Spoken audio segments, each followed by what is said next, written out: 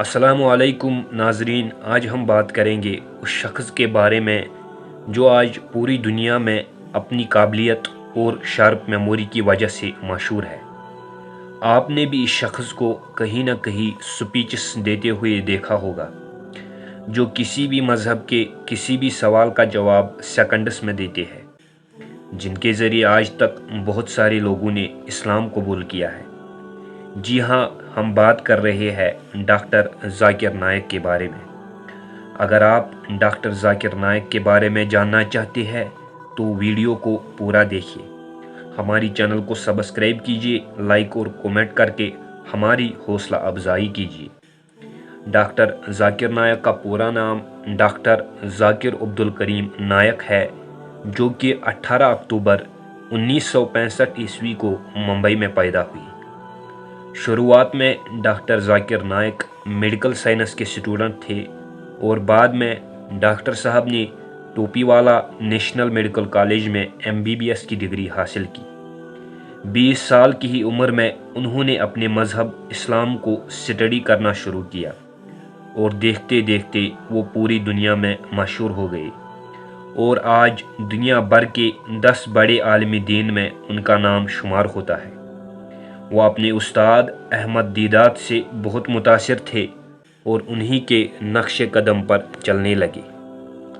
کہتے ہیں کچھ پانے کے لیے کچھ کھونا پڑتا ہے، یوں ڈاکٹر صاحب نے بھی اپنے مذہب اسلام کے متعلق پڑھتے پڑھتے انہوں نے اپنے میڈیکل پروفیشن کو ہمیشہ کے لیے الوداع کہا، جو کہ ڈاکٹر صاحب خود ایک انٹرویو میں کہتے ہیں کہ ڈاکٹر اسرار احمد علیہ رحمہ نے انہیں ایک نصیحت کی کہ آپ یا تو ڈاکٹر بن جاؤ یا تو عالم دین بن جاؤ، یعنی دونوں میں سے ایک چوز کرو، جس پر ڈاکٹر صاحب نے عمل کر کے میڈیکل پروفیشن کو ہمیشہ کے لیے چھوڑ دیا اور تبلیغ کا کام شروع کیا۔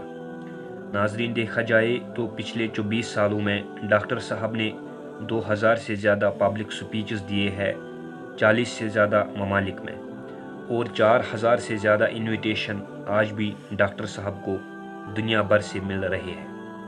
ڈاکٹر صاحب نے بہت ساری کتابیں لکھی ہے جو کہ پوری دنیا میں مشہور ہے، جن میں کچھ کتابوں کا نام یوں ہے: the Quran and modern science, the meaning of holy Quran, the Bible, the Quran and science, what is Islam and what Islam is not.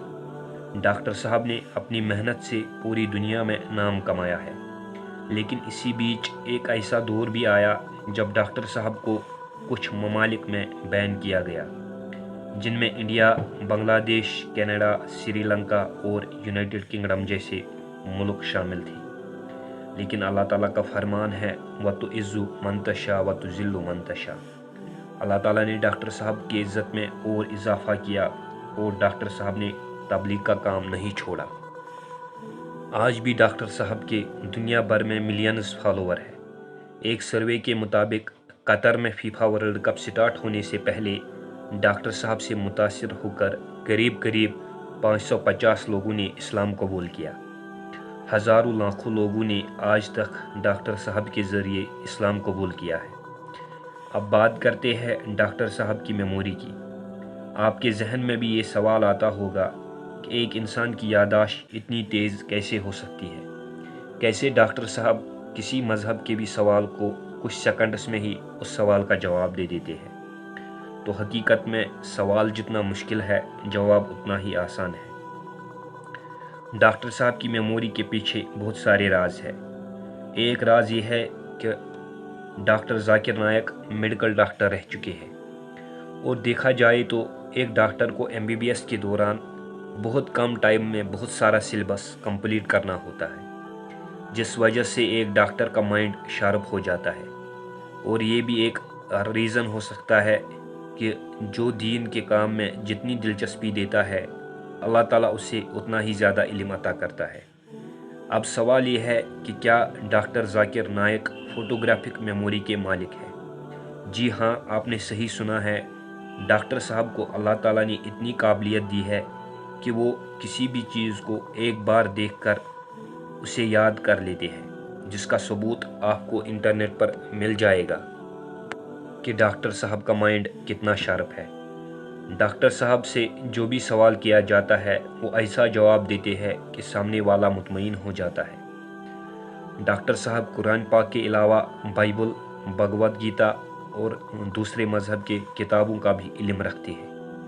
India میں بین ہو جانے کے بعد ڈاکٹر صاحب اب ملیشیا کے سٹیزن ہیں اور وہیں سے تبلیغ کا کام پوری دنیا میں پھیلا رہی ہے۔ اللہ پاک ڈاکٹر صاحب کو لمبی عمر دے تاکہ ہم ایسے ہی ڈاکٹر صاحب سے اسلام کی تعلیم حاصل کر سکیں۔ آمین۔